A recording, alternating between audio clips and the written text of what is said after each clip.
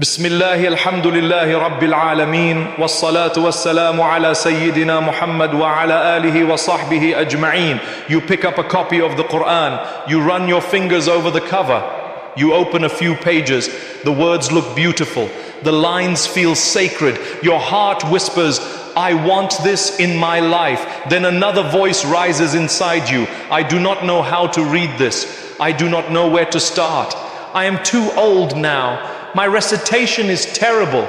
I do not understand a word. So you close it again. You tell yourself, one day I will learn properly, and that one day keeps moving further away. Maybe you are someone who went to classes as a child, but the teacher was harsh and angry. You remember being shouted at for making mistakes. You remember fear, not love. So now when you see the script of the Qur'an, an old pain wakes up in your chest. Maybe you reverted to Islam recently, you love God, you love the Prophet, you want to connect to this book that everyone speaks about. But the Arabic letters feel like another world. You do not know if you should learn the script first or the meaning first or both. Maybe you can read the script, but very slowly, broken with many mistakes. You feel embarrassed. You hear others reciting beautifully in prayer, flowing with confidence, and you stand there wishing you could be like that.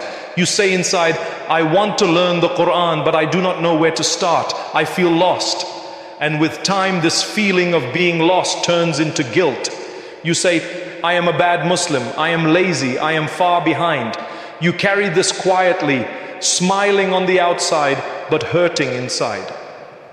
If that is you, then listen carefully. Your desire to learn the Qur'an is already a sign that God has not closed the door on you. The pain you feel is not a curse, it is a pull. It is your heart knocking on the door of His words, asking to be let in. The problem is not that you are stupid. The problem is not that you are late. The problem is that no one gently showed you how to begin. Let us start from the beginning. What is this book that your heart is being pulled to? God Himself describes it in His final revelation. This is the book in which there is no doubt. It is guidance for those who are mindful of God. He says, indeed, we have sent down to you a book in which is your mention. Will you not then think? He says, we have certainly made the Qur'an easy for remembrance. So is there anyone who will take a reminder? Your Lord did not send this book only for scholars, only for children, or only for people with good voices. He sent it for you, for the tired parent, for the young student, for the elderly person who never had a chance to learn before, for the new Muslim, for the one returning after years of distance. The Prophet Muhammad, peace be upon him, said, the best of you are those who learn the Qur'an and teach it. And he also said, the one who recites the Qur'an easily and fluently will be with the noble angels, and the one who recites it while struggling, stammering, and finding it difficult will have two rewards, not less, more. So if you open the Qur'an and the letters move slowly on your tongue, if you stutter and repeat, if you sweat with effort, your Lord is not laughing at you. He is rewarding you double. The Qur'an is not running away from you. It has been waiting for you. But what stops you? Often, the deeper roots of this problem are not simply, I am busy. There is fear. Fear of feeling stupid if you make mistakes. Fear of being judged by others who read better. Fear that you are too sinful for this book. There is shame from the past. Maybe a teacher hit your hands with a stick. Maybe you were humiliated in front of other kids. Maybe someone told you, you are useless at reading. You will never get it. There is comparison. You see videos of people reciting with perfect rhythm. You see a child memorizing entire sections and you think, I am failing. There is also a wrong image of the Qur'an. Many people think the Qur'an is only for imams. The Qur'an is only for people who want to become scholars. The Qur'an is only for those with a lot of free time. So the normal believer feels like an outsider to the book that was sent for them. We must change this story in your mind.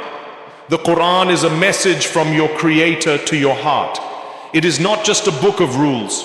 It is not just a sound you listen to in prayer. It is a conversation. It is light. It is healing. It is a mirror.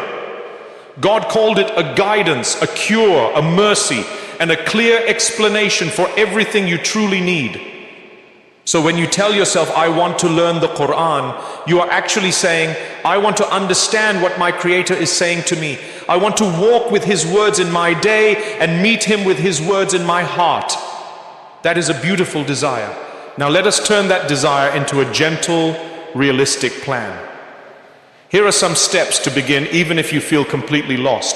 Step 1, ask God sincerely to open the door of His book for you. Before you look for apps, teachers, or schedules, lift your heart to the one who sent this book. In your own language, say something like, Lord, you know that I want to learn your words. You know my fears, my laziness, my past, my wounds. I cannot do this without you. Please open this door for me. Make the Qur'an sweet to me. Make it easy for me to read, to understand, to live. Say this in your prayers. Say it before sleeping. Say it when you are driving or walking. Every great journey with the Qur'an begins with a sincere request to its author. Step 2, define your real why. If your only goal is, I want to read fast like others, or I want people to say I am pious, your energy will not last. Ask yourself, why do I want the Qur'an in my life? Maybe your answer is, I want to feel closer to God. I want guidance for my daily problems. I want peace in my heart. I want my home to be filled with blessing. I want to meet God with something in my heart from His words. Write your why down. Look at it often. This will carry you through days when it feels hard. Step 3, start very small but be consistent. Do not start by saying, Papa, from tomorrow I will read 1 hour every day. It sounds noble, but it usually breaks within days. God loves small, consistent actions. Decide on something that feels almost too easy. For example, 5 minutes a day, or 2 verses a day.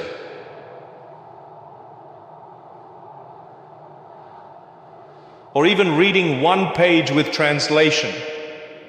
The main rule is, do it every day. You can attach it to a habit you already have. Right after one of your daily prayers, or right after breakfast, or right before sleep. Consistency builds a road in your heart. Even a small road, if walked every day, takes you very far. Step 4, choose your starting point wisely. There are 2 main skills with the Qur'an. 1, reading the Arabic script.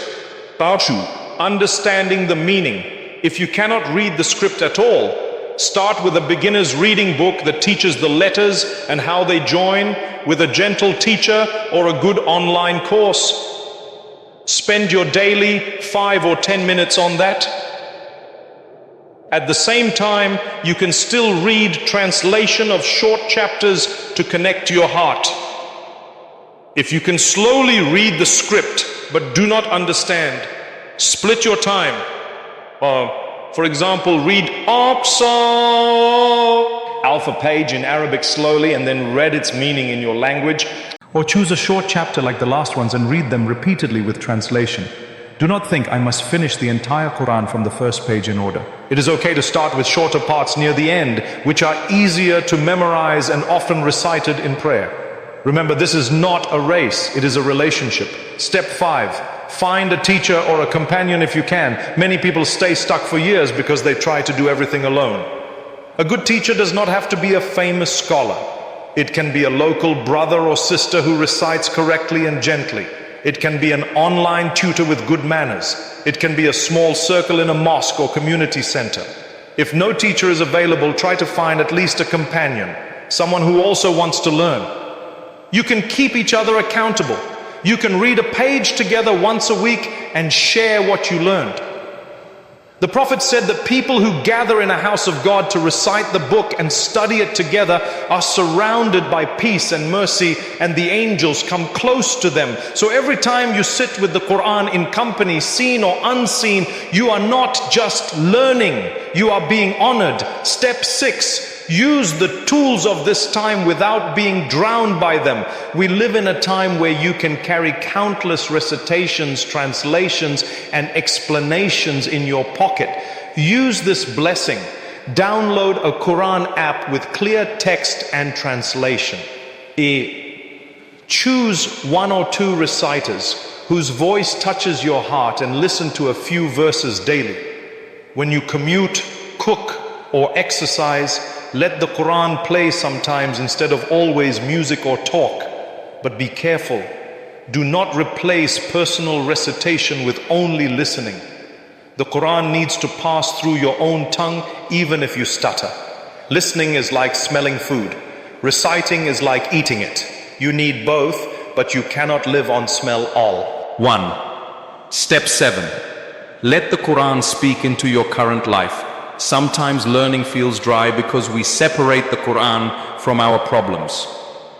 When you read or listen, ask, what is my Lord telling me here about my fears, about my sadness, about my money, about my family, about my habits? If you read a verse about patience, apply it to the annoyance you feel with a family member. If you read a verse about charity, think of how you treat the poor or your own relatives. If you read about the next life, think about your priorities this week. This turns the Qur'an from a book on the shelf into a companion in your day. Step 8, accept that mistakes are part of the journey. You will mispronounce, you will forget, you will mix lines. Some days you will feel lazy and you might miss your routine. When that happens, do not say, I failed, what is the point? Simply say, my Lord, I slipped, help me stand again, and continue. Your Lord is not counting how many times you fall. He is watching how many times you stand back up with His words in your hands. Now let us step back and look at the bigger picture. Imagine yourself on the day of judgment. People are gathered waiting for their records. There is chaos, fear, and heat.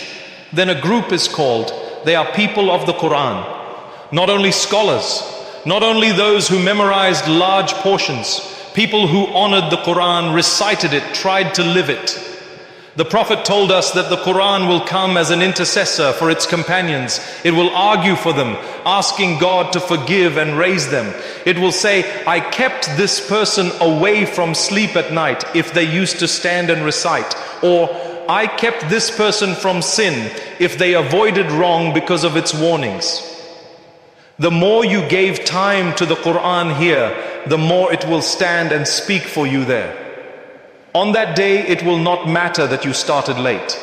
It will not matter that your voice was not perfect. It will not matter that you never finished the whole book. What will matter is, did you make a sincere effort with what you could? Did you respect it? Did you believe in it? Did you walk some steps toward? Does it? There is another beautiful promise. The Prophet said that it will be said to the companion of the Qur'an, recite and rise in ranks, and recite as you used to recite in the world. Your level will be at the last verse you recite. Every verse you struggle with now is a step in your rank later. So when you sit sweating over one small chapter, repeating the same words over and over, think of it as building your place in the next life brick by brick. You are not behind, you are on your way. Do not let shame, fear, or other people's speed steal from you the honor of starting. If you are 20, start. If you are 40, start. If you are 60 or 70, start. The Qur'an is not a school book that throws you out when you are too old. It is the speech of the one who created time itself. As long as you are breathing, the door is open. Let us now turn to the one who sent this book and ask him to make us people of the Qur'an. Oh God, you are the one who sent down this book as a mercy and light. You know the hearts that are listening now, the ones who feel lost but want to begin. We ask you, open for us the door of your book. Make the Qur'an easy for us to read, to understand, and to live. Remove from our hearts the fear, the shame, and the laziness that hold us back. O God, for the one who cannot read a single letter yet, send them the right teacher. Give them patience and make every letter they learn a light in their grave. For the one who reads slowly and struggles, double their reward and make their tongue firm on your words. For the one who knows how to read but feels empty, they fill their heart with the taste of faith when they recite. Let your verses heal their sadness, guide their decisions, and calm their worries. O God, make the Qur'an the spring of our hearts, the light of our chests, the remover of our worries, and the guide of our lives. Raise us among the people of the Qur'an on the day when we meet you, and do not make us among those whom your messenger will complain about on saying that they abandoned this book. Amen. My dear brothers and sisters, if this reminder moved something in your heart, then let that movement become an action. Press the like button as a small act of gratitude to God that He inspired you to think about His book today. Write a comment sharing one small step you will take from today to bring the Qur'an into your daily life, or write a dua for yourself and others who want to start. Share this video with someone who keeps saying, I want to learn the Qur'an, but I do not know where to start. You may be the reason their journey begins, and that can be an ongoing charity for you. And if you would like more gentle, practical reminders that bring you closer to God and His book, subscribe to this channel and stay connected. May God make your heart a home for His words and your tongue a servant to His book.